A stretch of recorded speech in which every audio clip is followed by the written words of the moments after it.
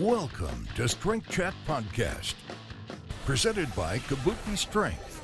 Introducing your hosts, Chris Duffin, the mad scientist of strength, Rudy Cadlove, mature athlete and coach, and the wizard of training himself, Brandon Sen. Welcome to Strength Chat with your host, the mad scientist of strength, yes, myself, Chris Duffin. To my right, I've got our master athlete and coach, Dr. Rudolph. And to our left, no one's to my, oh, there he is, the wizard of training. So freaking massive, how could you miss me? How could Brandon. you miss him? He's almost my size right now. I'm down. You are almost my size, correction. I was literally almost just like a pound shy of like 270 a week and a half ago, and That's now not I'm flattering for either one of and you. I weighed in this morning at 251 and some change. So walking pneumonia and the flu is not a good thing.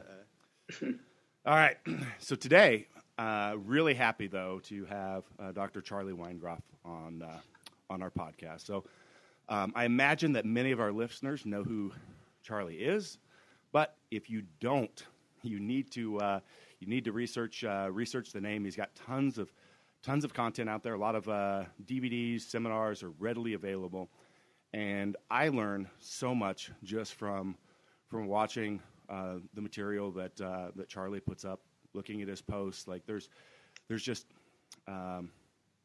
there's a lot that can be said, and the reason for that, I think, is that Charlie has a really diverse background. So he's a doctor of physical therapy, but also a certified athletic trainer and a certified strength and conditioning coach. He's practiced in New York, right, Charlie?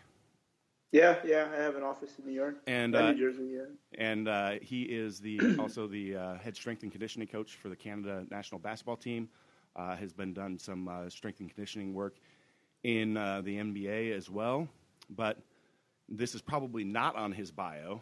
But what I love about Charlie is he walks the walk. So Charlie is he still lifts, but he's an ex-competitive powerlifter, and is probably one of the few men, maybe the only, that has done an 800-plus pound squat, and also can do the full side splits Van Damme style. So just a little unique tidbit of info.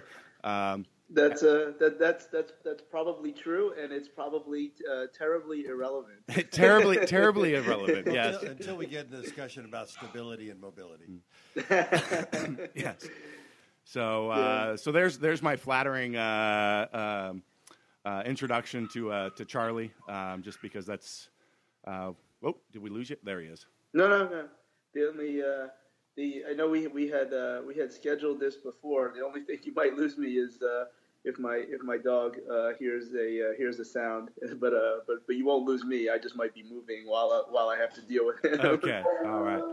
So, Charlie, I want to start off with, some of our listeners, again, may not be aware of who you are, but even those that know you and follow your work, is how did you get to be where you're at in the industry right now? What ended up leading to this?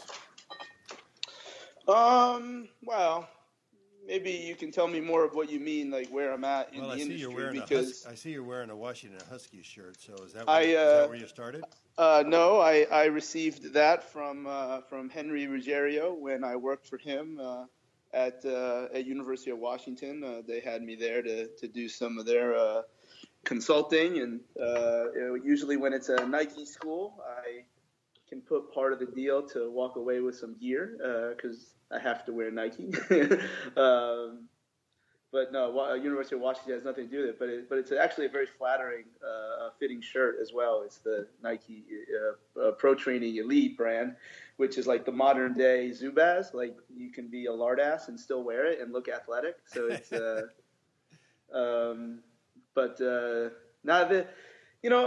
if you mean like how just kind of a little bit of your background, maybe some things that aren't in the bio, but also what got you to why how you've developed and why you're focused on putting out the content and approach that you do now. Yeah, as far as I was always lifting. I'd like to think I was okay, as an athlete to a point where I was able to play in college And I always lifted, so that was always a part of what I was doing. I think when you're at a certain age and certain levels of exposure, you're just lifting. Like there wasn't athletic development. They didn't even have such a thing. Maybe in the middle '90s, it didn't really exist in such commercial droves that it is now. And when I was an undergrad, I was pretty set to go on to graduate work in ex-phys or athletic training, and because at that point, if you're going to be an athletic trainer, there was jobs in pro sports, but you pretty much had to be in college. That's where, and probably still the case. I don't think being an athletic trainer at the high school level was in my future. And when I met my advisor my freshman year, she was like, "Your grades are like you're good enough. Like you can get into PT school. Just do that, and you'll even if you never want to be a physical therapist, it'll help you be more marketable, and maybe you'll find something that motivates you." So I did do that, and she was absolutely right. Her name was Tina Whalegum. I think she's still at her Sinus College. And it was true. Like I even had to answer questions of being overqualified. I remember in the D League in Birmingham at the time it was Health South, and they had the contract for the athletic trainers in the D League when it started, or whatever it's called now, the NBA Development League. And they're like, "Well, why do you want to come live in the Deep South for 30-40 grand when you could be a physical therapist in New Jersey, probably starting at 60 or 70? And I'm like, "This is what I want to do." And I only went to PT school to be a better athletic trainer. And that obviously gave me an opportunity to work in some somewhat high profile jobs that it's never what it seems. Professional sports or some of these other things that I've done are never what people think they are, and obviously since have moved on or work in a different capacity than what people get real excited about.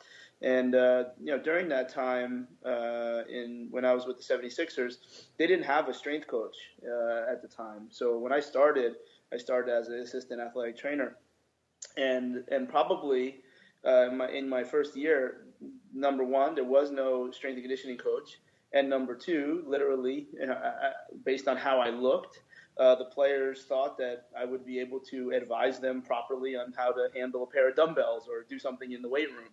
And they're like, "Yo, Chuck Wagon, put me through a workout." And the only reason, because being an athletic trainer, that's not something you typically would do. Not that you can't, it's just not typical. And players like me, and from there, that was the maybe the turning point in my career that got me out of traditional views of physical therapy and then put me on the track of how I look at things now, because especially in the NBA, it's not a developmental opportunity to impact the players. During the season is not a developmental, it's stimulative in terms of developing capacity, but it's also about keeping them healthy, where that's why a lot of these quote unquote strength and conditioning opportunities are populated by physical therapists that know how to lift. And I that one I don't like. I don't like being attributed or like this hybrid. I got real pissy. And the people, because it's other people use that word, and I hope they would fall off the planet. But I just started to look at things like training and like what a strength coach would do, or what a therapist would do, or what a nutritionist would do.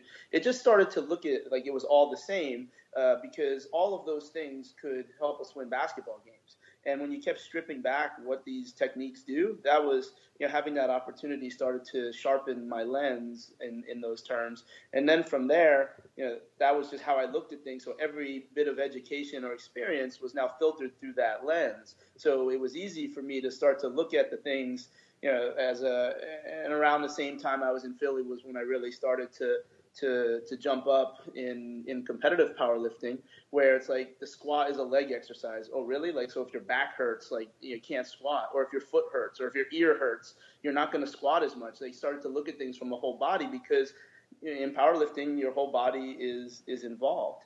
And how is it that some days 135 feels like 315, and other days, man, you got it. And how did that relate to all the different things that all the different practitioners and experts can do. So I'm not a physical therapist that knows how to lift.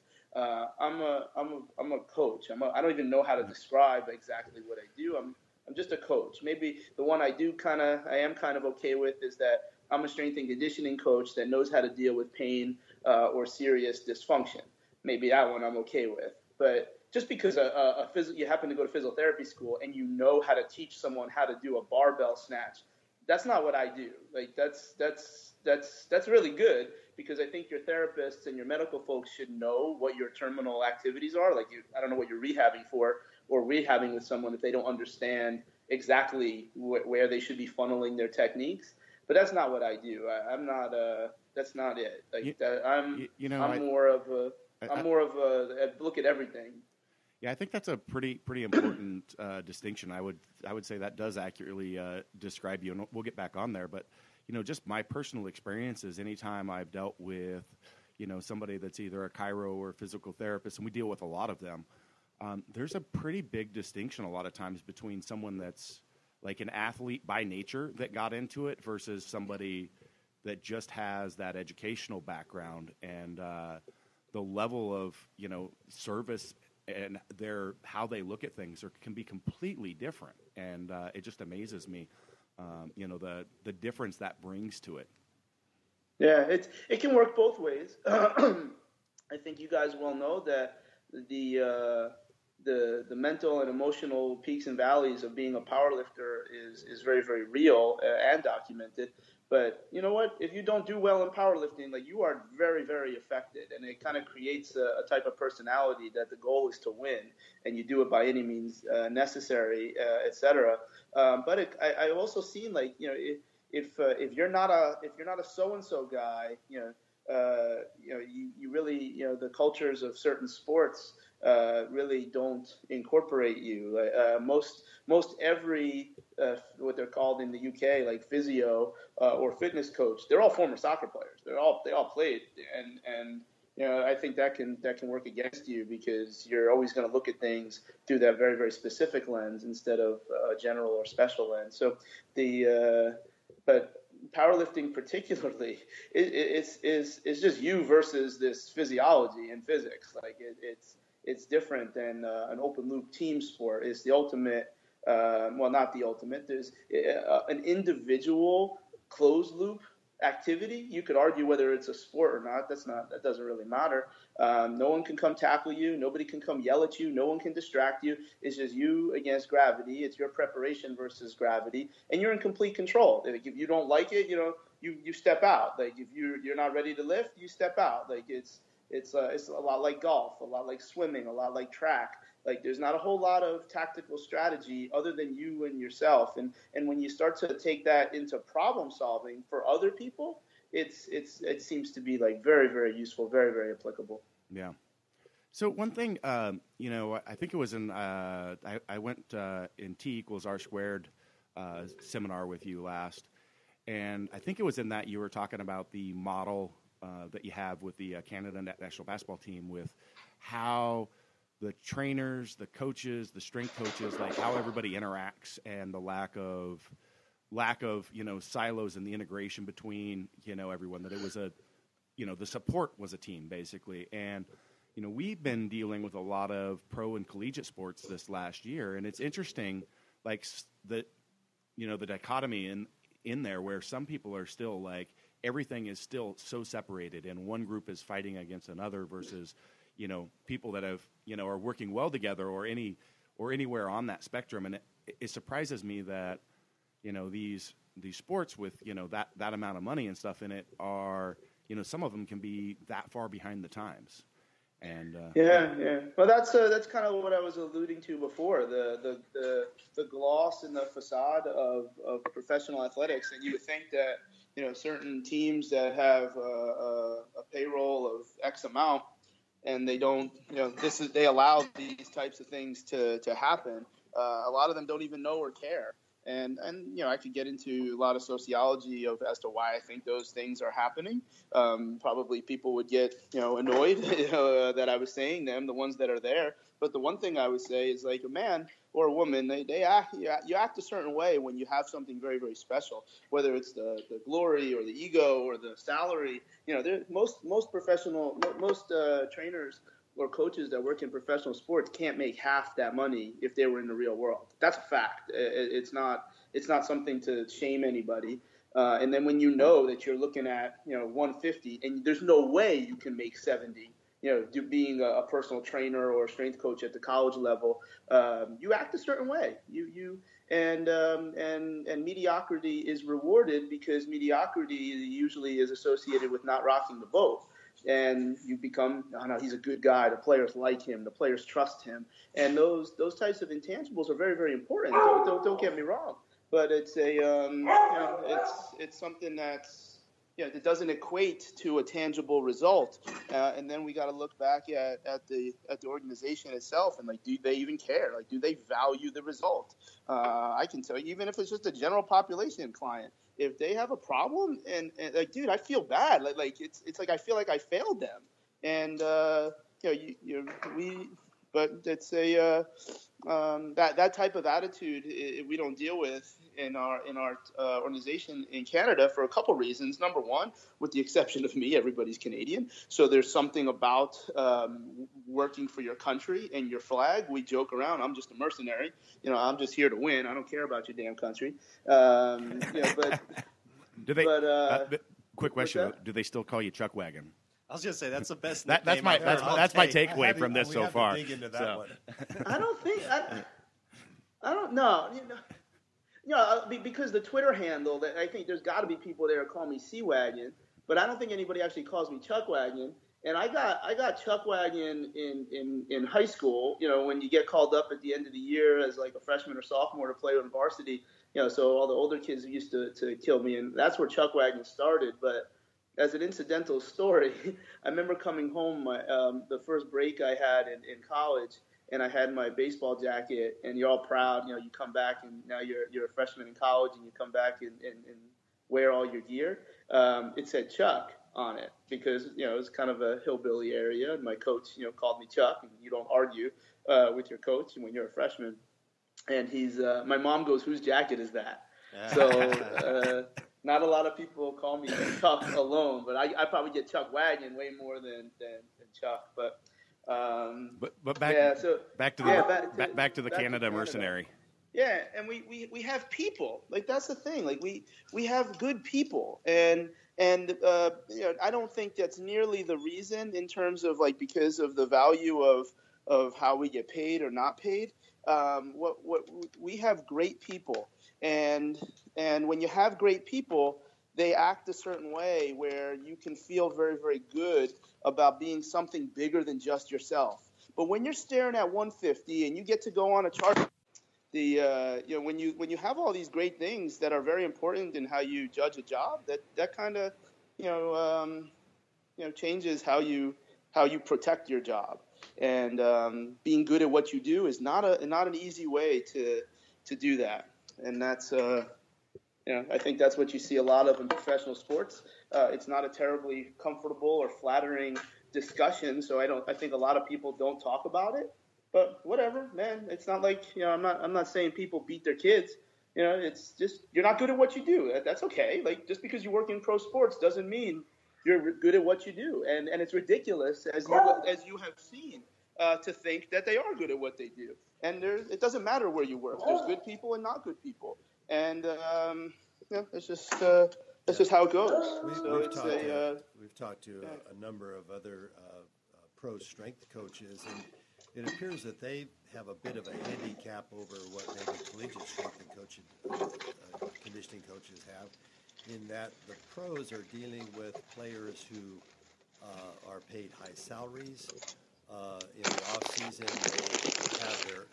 they have and pay for their own personal trainers who may be doing things differently than the team strength coach has. So they've got to deal with multiple players and multiple personal trainers and may not have direct contact with them during the off season. So it makes it a little tougher for the pro coach. I think those are all facts, except we're leaving out the part as to why that is. Maybe because the pro coach sucks. That's just to think that that's not a possible reason is probably little. It's not a real discussion. It's like people never really want to talk about the real issues. Yep. Now, luckily, the four of us, it's not an issue that really affects us. It's okay. We're just talking. But I think what frustrates me so much is that if one of those guys listen, they're mad now. Why are you mad? Like just get great. Be great at what you do. And if your situation doesn't allow you to be as great as you want to be, go find a new situation. And they don't do that. They keep complaining and complaining and complaining. And it's just a weird thing that as someone who is often that other guy that works with the players,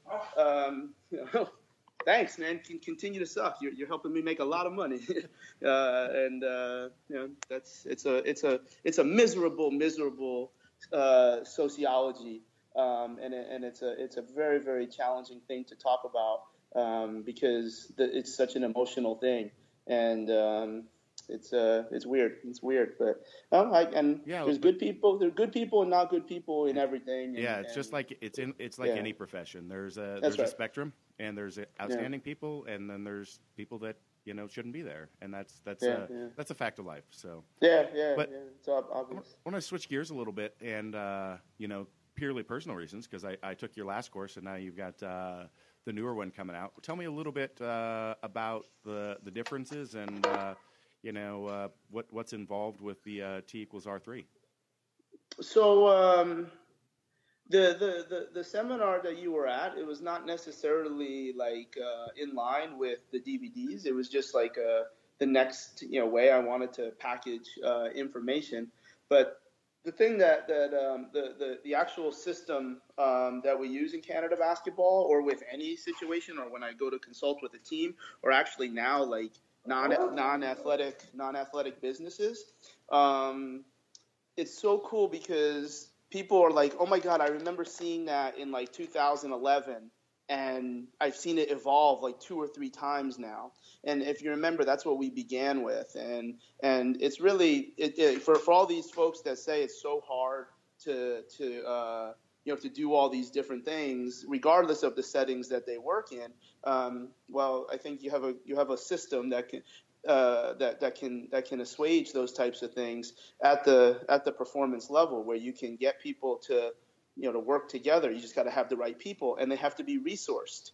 Meaning, if the organization doesn't allow the right people to be chosen, or for even if resource means financial, like there's things, but there's a way to do it. And the reason I feel so strongly about it is that my guys get paid $150 million just like theirs.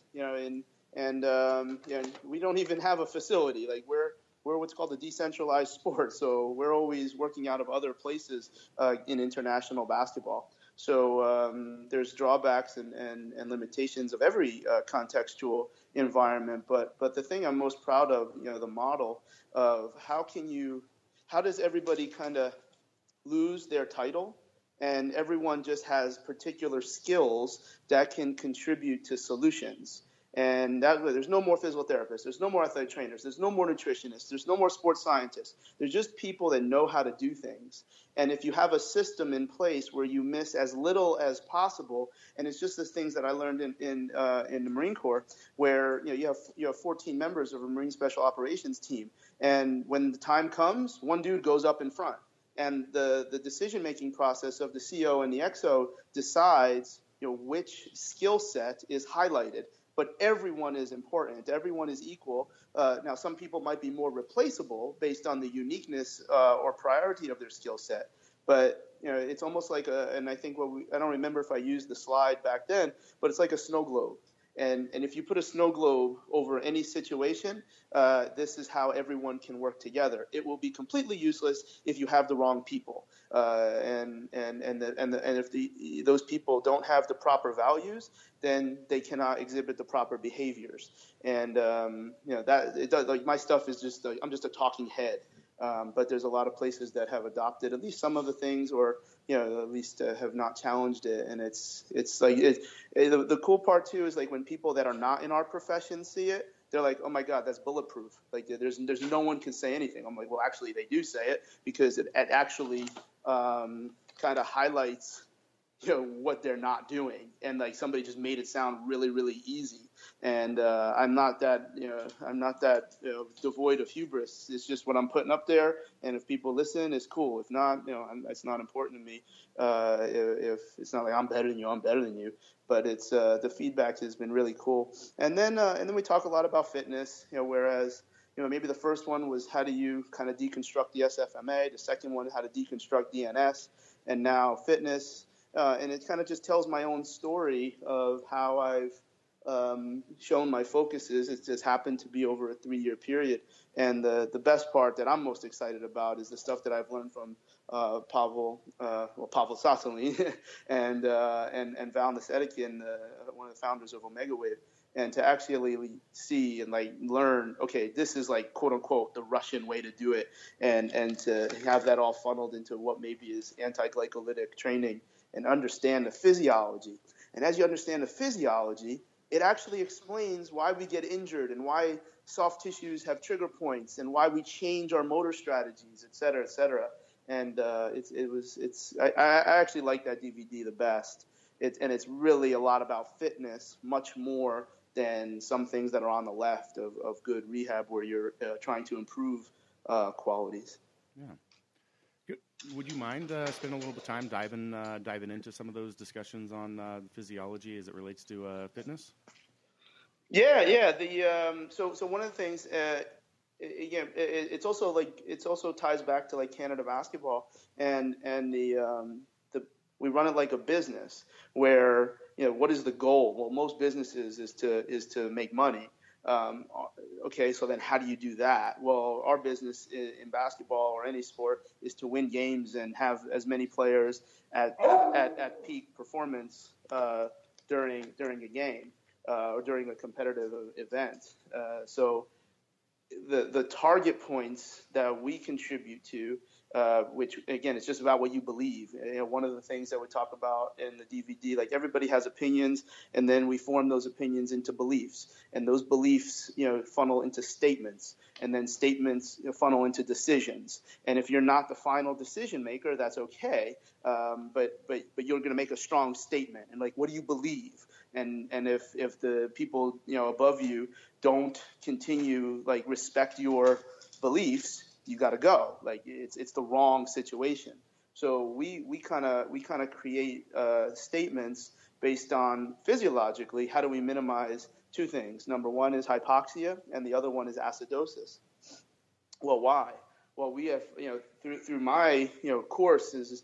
And not my teaching courses, but my course of education, and how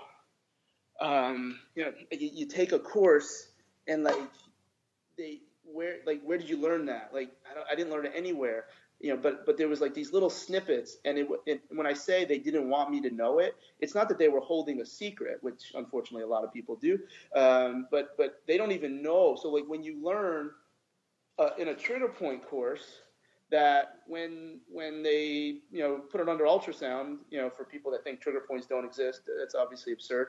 They put it under ultrasound to see where the trigger point exists, and then another guy comes in and takes a big needle and pulls blood right where right where it says that there's a trigger point. It's always acidic. Well, maybe it's if we're constantly seeing aberrant soft tissue in an acidic environment, well, maybe we should start to minimize acidosis. Well, everybody knows, I imagine everybody knows, that muscles don't create a lot of force under highly acidic conditions. It's like it starts to match up. Like, oh my God, the same thing that makes us weak is the same thing that makes the tissue now react in these very unreliable ways.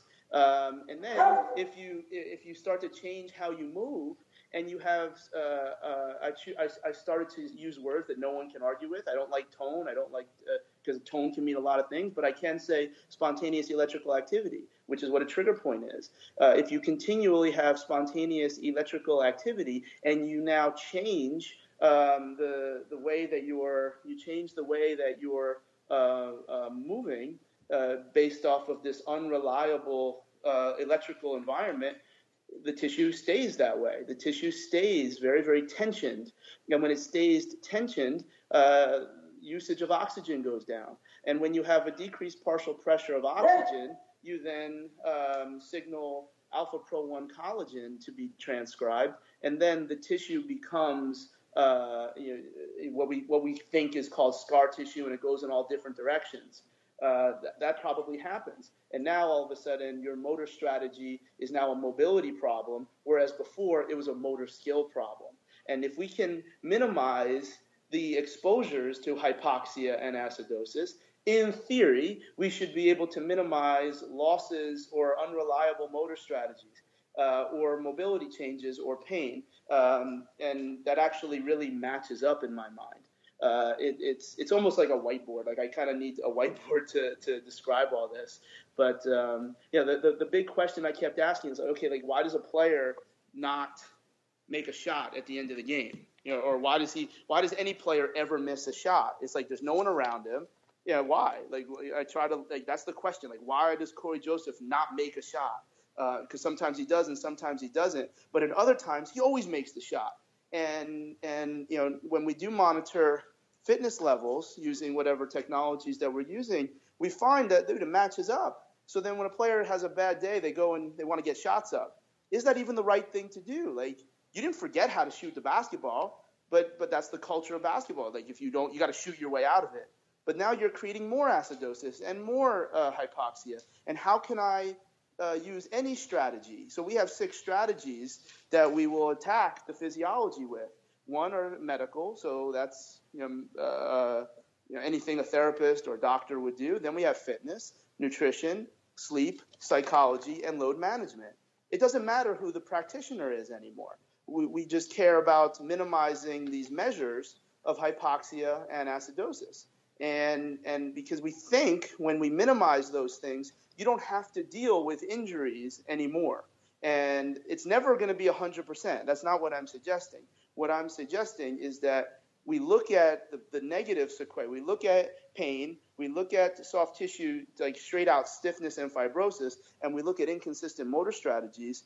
The sympathetic environment in pain, as well as hypoxia and acidosis of mobility and motor skills. Well, how about we train in such a way to maintain explosive qualities and stave off those byproducts of high-intensity training? And really what that means is you have to rest a long time.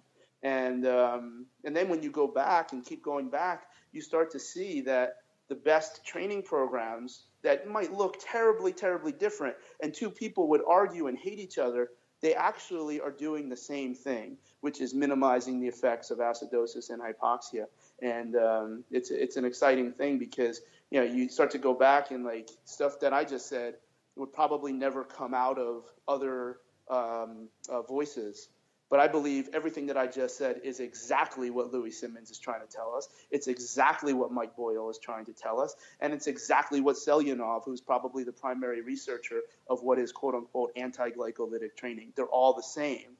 And those are on the DVD. Those are the 3 training models that I use.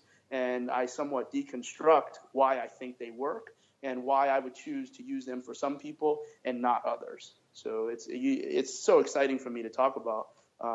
And a lot of it comes from Pavel and Val, who very much need to credit them with exposing me to these thoughts. You mentioned people who you feel would benefit from them, people who you feel will not benefit from them. Is there a general demographic of individuals or athletes who you think really fit the mold for your training style, your training philosophy? And is there a specific demographic or type of individual who maybe wouldn't fit it? The easiest way to start to answer is, so if I'm going to say I use 3 approaches, one would be a concurrent mixed method model, like what we might see commercially from Mike Boyle Strength and Conditioning. Then secondly, it would be Westside, and as a powerlifter, Westside by the book, like literally by the book. And then this anti-glycolytic approach. So I would start with the folks that I would use the least with would be Westside.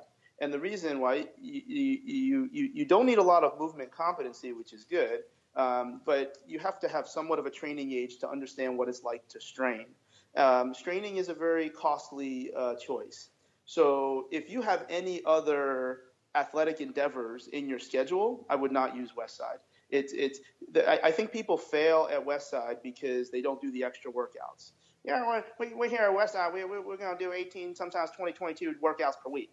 No one does that. No one can actually do that, except those extra workouts is what allows you to bring the heat during the 4 main workouts, and you can do so clean. Because what the needle does is what those 22 other workouts do. It just costs more time. Maybe it's not quite as cut and dry in that. So because people can't do the 22 workouts per week or whatever the magic number is, we don't use Westside that much. I have no concept as to how you can do Westside the way it's supposed to be done and also have practice or be ready to compete in a game on Saturday or Sunday. I just can't. My understanding of that system, neurology and physiology, I don't see how that can match up. So that's who I use it the least with.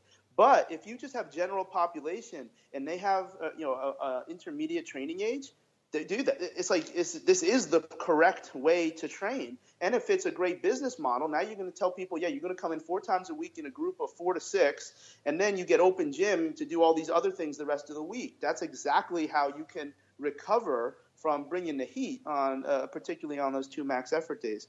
So that's the group I would use it the least with. The group I would use the most with is the concurrent mixed method model. Why? There's upwards of 19 to 22, and again, it's interesting that I use the numbers the same way because I've actually counted them, different exercises if you count from foam rolling all the way to conditioning at the end. Well, who needs that? Well, I would say I would use this for people that are coming off of an injury and didn't rehab well, young individuals that need movement literacy, older athletes that do not require increased capacity, generally deconditioned individuals. Because in the mixed method model, what you cannot argue with is the interference effect. You'll get stronger, but you'll never get strong. It's not physiologically possible that in the same session when you're using almost every part of the force velocity spectrum and conditioning at the end, it's not physiologically possible. It's impossible to actually get good at both. We could talk about, is it 12 to 14 hours for mTOR or is it 2 hours for ACMP? These are all things that people, that focus on those types of things. The fact is that if you try to get strong and fit in the same workout, you'll get less strong and less fit. That's a fact. But if people don't really need to show up on a certain day at a certain time, who cares? That's actually a brilliant way to train, and it's a brilliant way to actually teach people movement variability and mastery of general movement. Mastery of movement is the scientific term. I usually don't even say movement variability because it means 19 different things. But mastery of movement, if you translate that out of Russian literature, is how do you be who you are as often as possible? And if I can put you in as many different positions as possible and you show certain levels of expertise, well, now I'm training what other people probably call movement variability.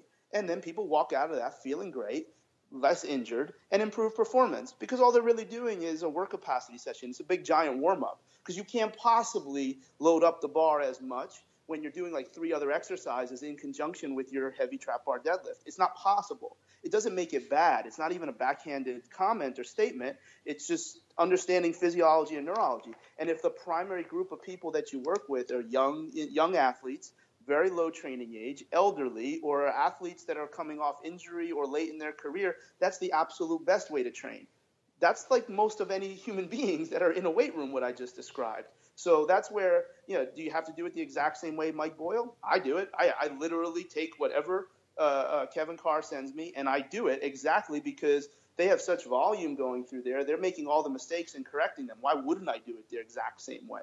So, I mean, if that's 85% and Westside is 5%, then 10% is the anti-glycolytic approach, where in theory you have 2 ways, to introduce hypoxia and acidosis. You can take them to hell and just beat the holy hell out of them and not have a whole lot of attention, like what we see in a lot of college sports, particularly where you guys are, which is just disgraceful, so I don't mind saying it. you just destroy people. And if you build up lots of this hypoxia and acidosis, you will hopefully not destroy your skills. Because motor skills are inconsistent under forms of acidosis. The other way is to push off hell as far as possible.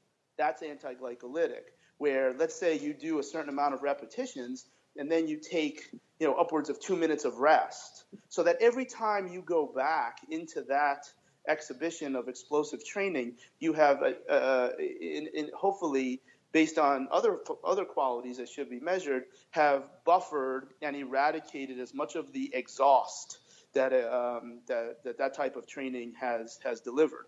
But again, if you don't, that's why people get hurt, and that's why performance is inconsistent. So that's because there's so few exercises. My mentor Pavel Satsalin, well, we will choose 1, 2, maybe 3 exercises at the most. Well, if you're only going to do 3 exercises, that person probably has to have a very high training age, meaning you don't need to expose him to a lot of different exercises. So now, if you have an upper or lower body injury, you really have a great way to be training a professional athlete, which again is a large portion of what I do. So you just do all lower body because they have shoulder surgery, or you do upper body because they had knee surgery. And how can you achieve sarcoplasmic hypertrophy, which is exactly what happens in the dynamic effort method? Or how do you work on hormonal changes because you're not going to take a needle? And how do you work on a sport-specific heart? Because obviously a shot putter's heart doesn't need to be the same as a velodrome biker's heart. And then how do you create oxidative function of all tissues? How do you create oxidative qualities of type 2 tissues? Well, what does that mean? Like type 2 is aerobic. Well, this person is a little bit behind because all muscles are type 1 and type 2, and you can bias the training to then create changes because type 2 muscles still have mitochondria. And if I have a way to increase mitochondria in type 2 muscles, then in theory I have more energy to continue to be explosive over and over and over again. That can be within one workout, like dynamic effort method, or it could be in sport. Because if you can be who you are as often as possible, that's the answer. It's not always being better. It's being who you are. And because now you have genetics and years of training that may be getting in the way. So those are the 3 things. Specifically then to when you're describing these various techniques, it really depends on the athlete and the sport. And specificity of training is extremely important.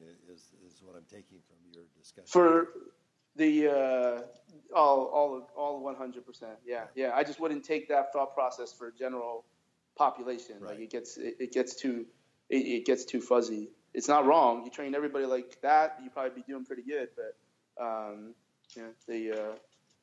when it comes to, again, what I would call AG or anti-glycolytic training, clearly the sport will dictate which acute variables you choose to fill out the weekly microcycle. Yeah, far different from powerlifting to basketball. Interesting. I may not think that they're so different, but in theory, everything is different. Right. Well, that was a really, really good, thorough breakdown of your 3 kind of systems. So talking about the AG, I suppose we can call it system. We're really talking about achieving very, very high quality repetitions within the direction that we want to head. What kind of tools do you use to measure that? Is there anything specific that you're using? Are you using velocity? Is there a perception that you try and ask your athletes subjective questions? Is there a specific method that you use to measure the quality of repetitions that you're achieving?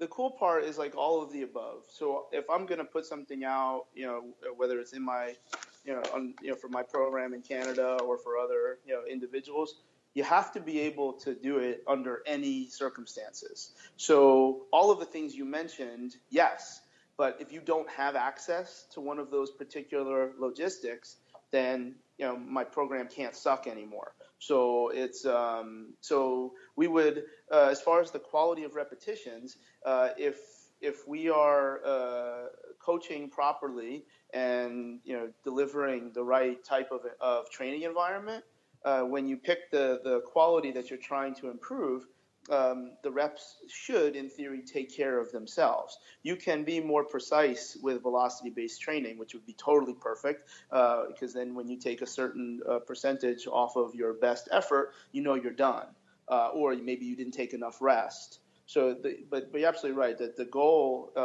in this anti-glycolytic approach is that is a focus on quality of work, not as much capacity of work. You just got to train longer, and then it's like that. When we were training, we will train for 9 hours per day. I think, Val, you didn't train for 9 hours per day, but now I understand what they meant, because let's say you run a 400, at 90%, and you then rest an hour. And like if you did 4, you just trained for 4 hours. Yeah. So, right. But how do you actually measure those types of things? That sounds like my training, by the way. No, but you know what? Like we laugh, the fat power lifter, which is obviously not you or me, but they do 1 rep and then go sit down for 15 minutes. Guess how long it takes for acidosis to leave the body or to be maximally buffered after a maximal effort attempt? 12 to 15 minutes. We laugh sometimes at like the fat dude who's sitting down and is not terribly fit, except, that's actually turns out to be very intelligent science. And we're going to hear Pavel Tsatsouline talk more about that, because that's been his motivation. And he's the one that motivated me to start to think more about these things several years ago when we were having coffee at, I want to say Pete's in Santa Monica, like right across from his house. So it's when it comes to like powerlifting and the long, ridiculous rests that we take, I can tell you, I kind of fell off. I still actually had a crew, and I actually still had the juice to be, to be training. But the training was so short that even with 4 or 5 guys, the longest rest period would be right before I was ready to go, because that was when they were loading up the bars. Like I wasn't training with, I was always terribly the strongest, like maybe 3-4 wheels above the next guy. So I couldn't get the rest anymore. So I couldn't get the big reps. I couldn't get the maximal effort lifts anymore. And I kind of fell off a little bit because I couldn't rest as long. And I don't joke. I mean, Brandon knows. I mean, my typical training sessions run from 3 to 5 hours. So. Yeah. That's what I used to do. And when I had the lifestyle to do that, so I don't have that anymore. Boo-hoo. That damn silly life gets in the way sometimes. Yeah. Yeah, out of really my own selfish reasons, I'm curious if you have any experience working with velocity drop-off points in training, and if you've had any success with that, and if there's specific percentage ranges that you've used, or this is something that I've experimented with quite a bit. With hypertrophy training, it might be a greater percentage of velocity loss versus strength effort. I'm wondering what your experience with that has been, if any.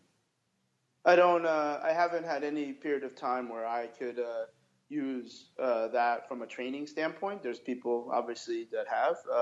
Brian Mann seems like a tremendous resource for that. So I've never done that. Cybernetic. Now what we have done, used the Omega Wave 10-second jump test. That is a daily readiness measure. And that's, we're looking to see how high they can maintain their jumps over 10 seconds. But that's more to decide the workload for the rest of the day. It's not a set to set or a rep to rep. So it's an idea that I thoroughly support, maybe adequately understand, but I can't look you in the eye and tell you that I have any experience, because I've never had ready access to those types of things and the right training environment. That's fair. We've talked with Brian Mann to quite a great extent. We've had him on podcasts, and has been a pretty good friend of Kabuki Strength. Yeah. So with your gym wear, gym wear. That's what we use. Omega Wave. How long have you been using Omega Wave? And it sounds like your experience has only been positive. It's got holes. Any technology has holes. It's like, any technology is like Swiss cheese. It has holes, but if you put 5 pieces of Swiss cheese on top of each other, all the holes get covered up. So no one technology or no one methodology is going to give us the answers that we might be asking from what Omega Wave can answer. I got exposed. I always knew about it, but I started using it in earnest probably in 2011. That's when I actually met Val at a Nike event, and there's so many things that somebody can legitimately argue with because it's a black box. And if that's the level of understanding you require to use something, then you win.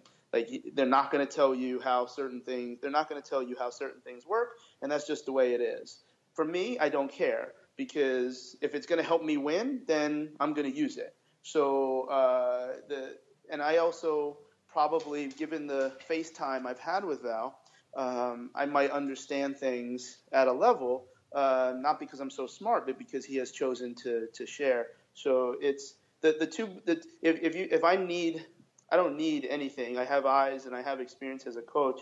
I hope everyone would feel comfortable enough in their methodology to say that. It's not to be a braggadocious individual, but if I need two things, I need the FMS kit and I need an Omega Wave. And if I have those two things, I know what joints that you will excel at. I'll know what joints that you won't excel at, and now I have a good, and then I'll know what windows of physiology you'll excel at and where I don't think you'll excel at. It goes back to beliefs. What do I believe will happen next? If I believe those two pieces can tell me information that help me believe what will happen next, then I can make a great decision and hopefully stay undefeated. So Omega Wave does that for physiology. FMS does it for neurology. Those are the two things that drive my mind. So I'm not going to say it's all positive because it's technology, but you have to sometimes see through it and also understand other collateral things that might be able to be useful. Yeah, I think that goes with anything. You can't put it on such a high pedestal. I mean, we use velocity a lot in here, and as you well know, athletes can very easily game velocity-based training. If someone doesn't want to do as much work, it's very easy to slow down a squat, or to cut it to a certain range of motion or anything of that nature.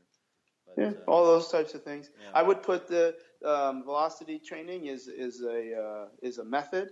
The something like Omega Wave is more of a systemic thing, because Omega Wave can tell you how to best manipulate your velocity training. Velocity training alone is going to yield a micro effect. I'm more try to look at things at a macro level first, then choose. Because if you don't want to do velocity training, then what? Like, you can't. You have to. I think we have to understand things at a macro level, and we fill in those blanks. Then all of a sudden, the micro levels become very easy. No, sure, that's fair. I was more referencing just technology in general and limitations and understanding the scope of application. Yeah, the black box nature of the Omega Wave is a very, very fair critique of, and they don't do a great job of using words, because things are translated from Russian. Again, I've had the privilege to get those translations from the guy who made it up. But those, and then people will start to think certain things and then make decisions, and the decisions get blown up. Well, it wasn't because the Omega Wave gave you bad information. It was because you were just analyzing it inefficiently. Yeah. All right. Yeah, I think that was a really great discussion, especially the part I really enjoyed was diving into those three training systems, and I think that'll be something that our listeners really benefit from, it, as well as some of the side discussions that we had. But I think we want to get our audience to get in contact with you a little bit more. I know you have a couple DVDs coming out and courses. Tell our listeners where they can reach you more and learn more about the Chuck Wagon. The Chuck Wagon. So my Facebook is Charlie Weingroff, but I have to do that whole other page because I can't take any more friends. But Twitter is cwagon75, Instagram is Charlie Weingroff, and I actually respond to every email that I get, and I actually call people, and sometimes it's at my convenience, so don't get mad if I don't call back for a certain period of time. But I'd like to think I'm fairly accessible. And I just had a conversation with Mike Boyle about, I used to be that guy who wanted to talk to somebody else. And now if there's people that want to talk to me, I'm going to pay it back that way. And so I'm fairly accessible. But whatever on my website, charlieweingroff.com, goes right to my email. All right. Awesome. Well, really, thank you for having on. That was a really, really engaging discussion, Charlie. And all right, I'm sure our listeners I'm sorry will if enjoy it. I'm sorry if Rumble was getting in the way a little bit. What kind of dog is Rumble? He's a half pug and half beagle. That explains the howling. Yeah. So, all right, guys. Charlie, thanks very much. Thanks for making the time for us. All right, well done. Thank you, guys. All right, bye.